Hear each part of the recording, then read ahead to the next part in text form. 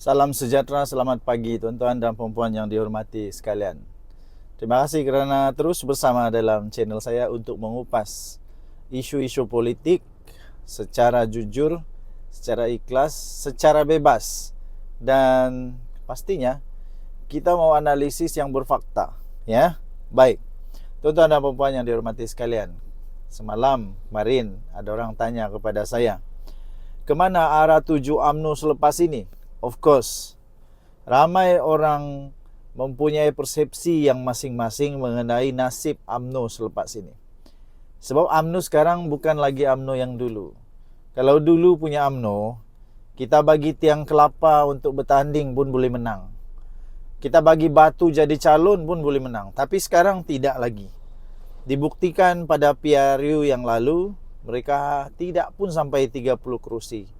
Okey, jadi tuan-tuan dan puan-puan, tajuk kita hari ini, ke mana arah tuju UMNO selepas ini? Ke mana arah tuju UMNO selepas ini? Tapi sebelum itu saya ingin perkenalkan satu produk kesihatan. Ini adalah Transovector Advance daripada For Life Research Malaysia Sdn Bhd. Bagi anda yang memang ada penyakit kencing manis, gout, darah tinggi, 3 serangkai. Orang-orang tua tahulah 3 serangkai ni. Yang dah kena stroke, yang ada sakit buah pinggang, yang ada buasir, yang ada sakit kelemahan tubuh batin lelaki, perempuan yang susah untuk dapat anak, kanser, apa saja penyakit yang disebabkan oleh imun badan yang lemah, mari sama-sama makan Transovector Advance. Boleh meningkatkan sehingga 400 kali ganda kekuatan imun badan. Sudah dibuktikan secara saintis, termasuk dalam PDR. PDR adalah buku reference para doktor, termasuk di sana. Jadi dia sangat bagus. Okey, bagi anda yang betul-betul mau, sila telefon saya atau WhatsApp saya. Jangan SMS. Kasih telefon atau WhatsApp di nombor ini. Transovector Advance. Okey, baik. Kita teruskan. Kemana arah tuju UMNO selepas ini? Tuan-tuan dan puan-puan yang dihormati sekalian. UMNO, parti yang pernah menjadi tunjang kuasa Melayu dan teras pemerintahan Malaysia lebih 60 tahun, kini berada di persimpangan paling gentir di dalam sejarahnya. Soalnya sekarang, kemana hala tuju UMNO selepas ini? Tuan-tuan dan puan-puan, ini realiti semasa UMNO.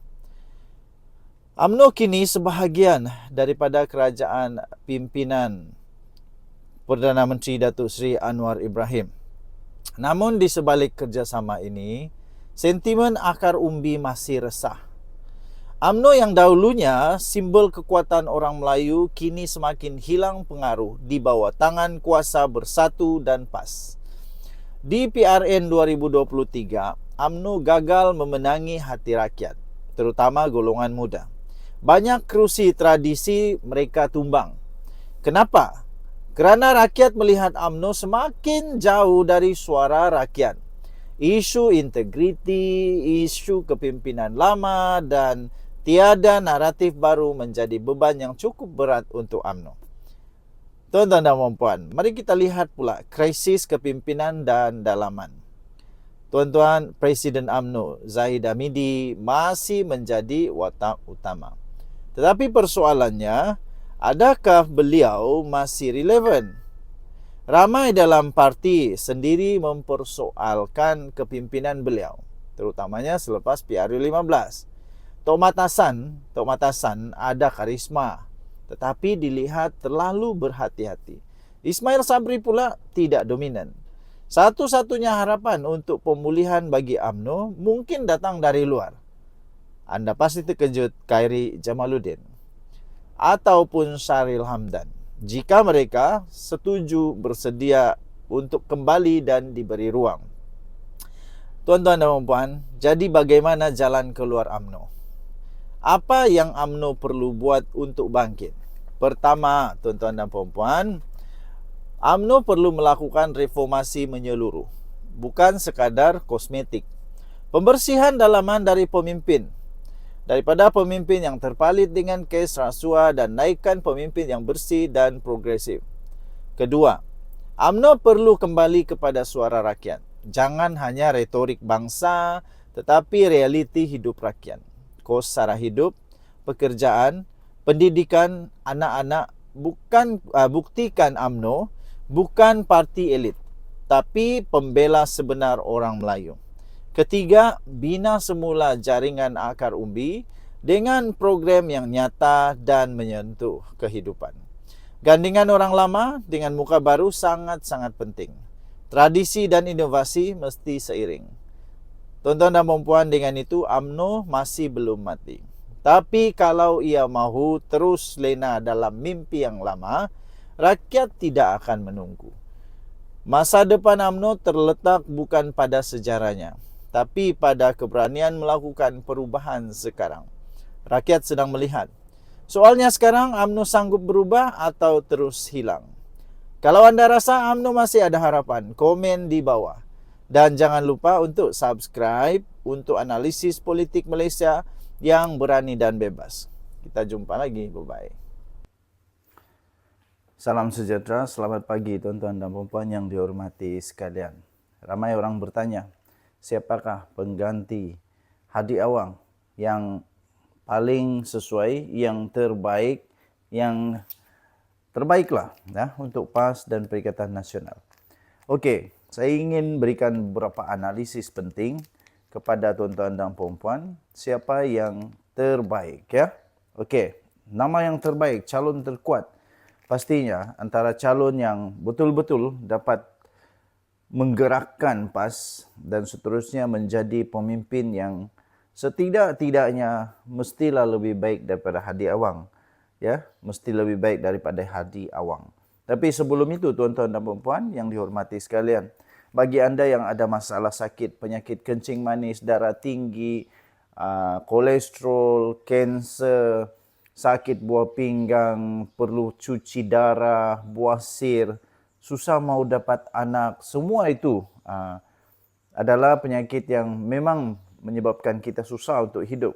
Bagi anda yang teringin untuk sembuh, menguatkan tubuh badan, saya ada satu produk yang saya ingin kongsikan daripada For Life Research Malaysia Sdn Bhd. Ini adalah produk, nama dia Transfer Factor. Transfer Factor adalah produk saintis yang dapat meningkatkan imun badan sehingga 400% kekuatan tubuh badan untuk sembuh daripada penyakit melalui imun badan kita yang diperkuatkan sehingga 400%. Imun badan yang kuatlah yang menyembuhkan kita, bukan ubat, bukan juga apa-apa produk, tapi imun badan yang menyembuhkan kita daripada penyakit. Bagi anda yang ada masalah penyakit 3 serangkai dan sebagainya, anda memerlukan imun badan yang sangat kuat.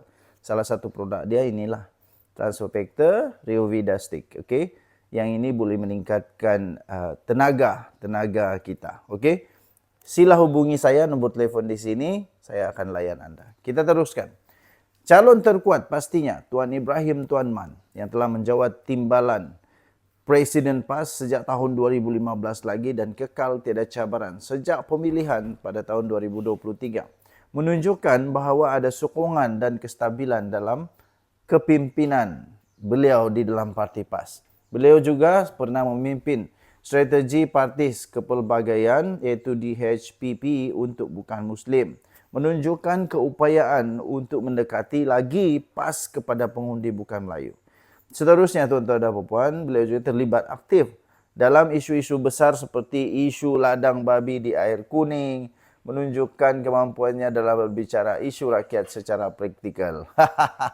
Saya rasa lucu juga dengan isu babi di air kuning itu ya. Kesimpulannya tuan-tuan dan puan, Tuan Ibrahim adalah calon semula jadi yang disokong oleh struktur parti dan berpengalaman pengurusan strategi. Calon lain yang menonjol pastinya Sanusi Madnor, bekas timbalan Presiden dan kini Menteri Besar Kedah, mengumumkan pada bulan Jun 2025 bahawa tiada sekatan untuk mana-mana calon mencabar jawatan Presiden atau timbalan, menunjukkan ia terbuka dan terima demokrasi. Dan beliau pula diterima dalam jentera di peringkat negeri seperti Kedah. Ini memberikan kredibiliti beliau dalam pentadbiran. Nombor 3 pastinya Ahmad Samsuri Mokhtar, naib Presiden PAS sekaligus Menteri Besar Terengganu sejak tahun 2018. Beliau dipercayai boleh menjadi pemimpin generasi baru sering dinamakan sebagai calon terbaik untuk PAS pada PRU.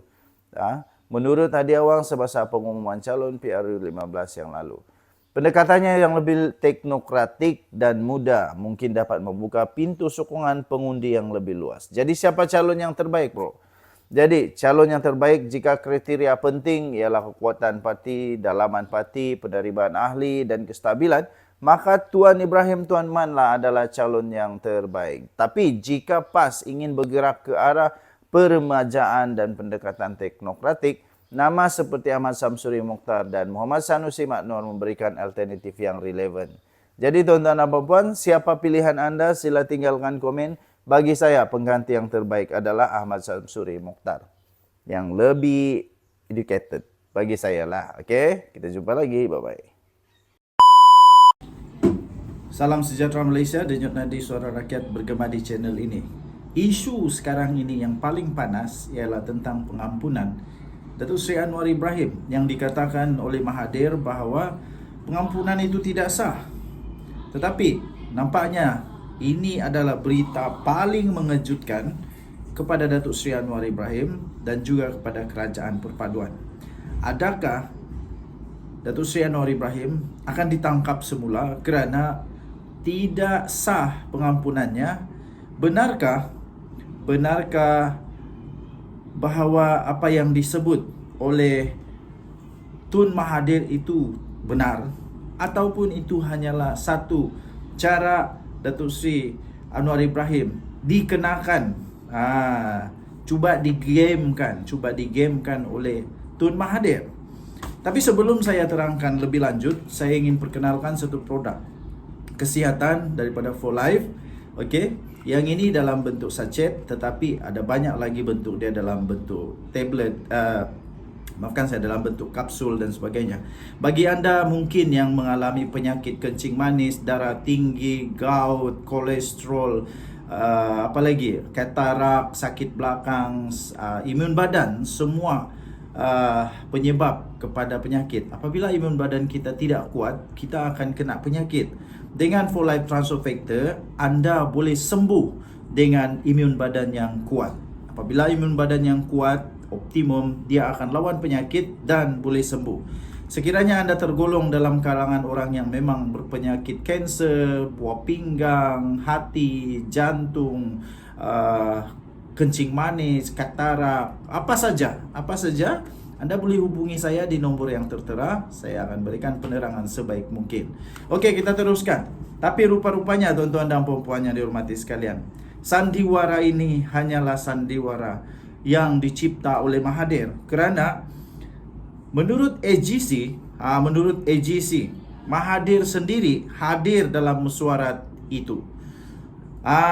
Ini daripada Jabatan Peguam Negara mengesahkan bahawa Mahathir sendiri hadir di dalam mesyuarat tersebut. Jabatan Peguam Negara AGC berkata, mengesahkan bahawa Perdana Menteri sebelum ini, iaitu Tun Dr. Mahathir Mohamad yang sudah tua, 90 tahun sudah, sekarang tahun depan dia 100 tahun sudah, entah dia lupa sudah kot.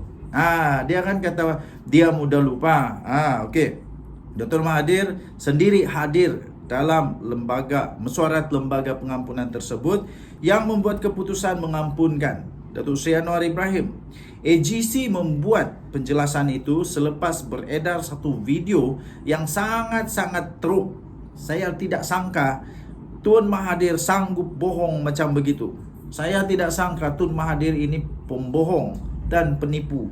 Dia kata melalui dakwaan itu Mahathir berkata bahawa tiada mesyuarat berlangsung yang menimbulkan persoalan berkaitan kesahan keputusan yang di-Pertuan Agong Sultan Muhammad ke-5 sebelum ini. Adakah Mahathir pula cuba untuk fitnah Agong pada ketika itu? Come on lah Mahathir, come on lah. Kalau benci sangat dengan Datuk Seri Anwar Ibrahim pun, janganlah sampai tipu begini.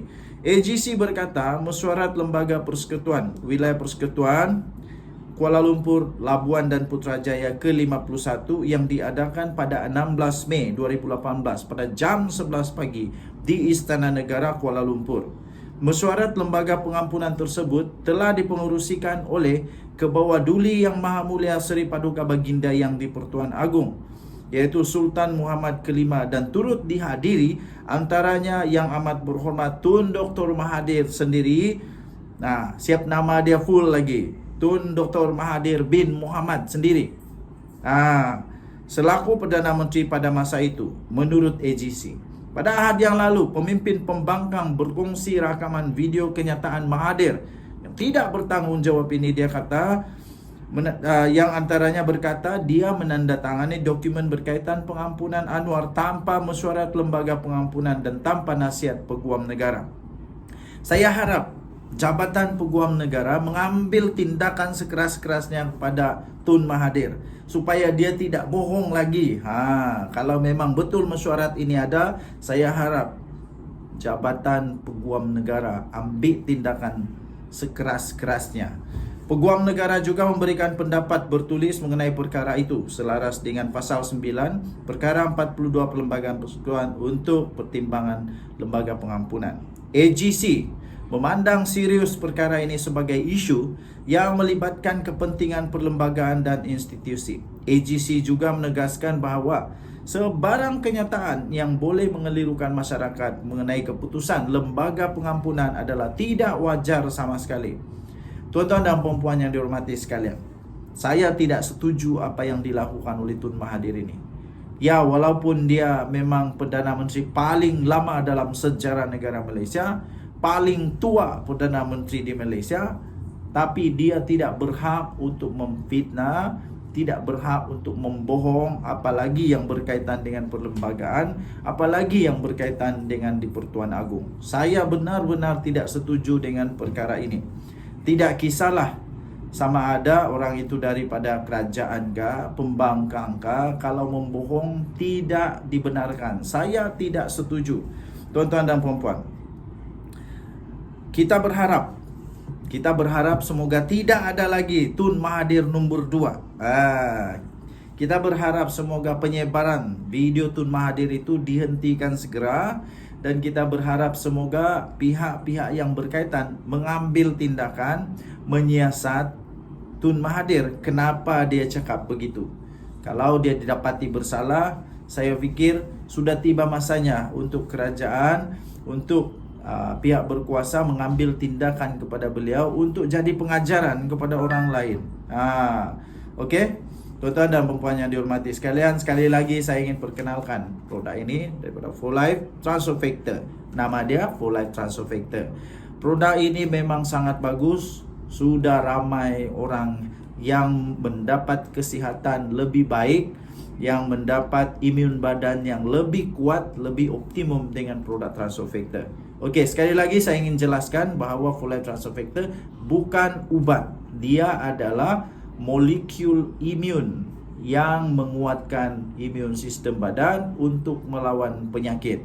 Okey, ini bukan ubat. Ada orang tanya, ini ada halal kah? Ya, ini ada certified halal daripada Malaysia, dan ini juga tuan-tuan dan puan-puan yang dihormati sekalian, sudah pun mendapat kelulusan daripada Kementerian Kesihatan Malaysia bahawa dia bukan ubat, tapi dia adalah suplemen yang dapat menguatkan imun badan sehingga 400% lebih baik daripada mana-mana produk yang ada di luar sana.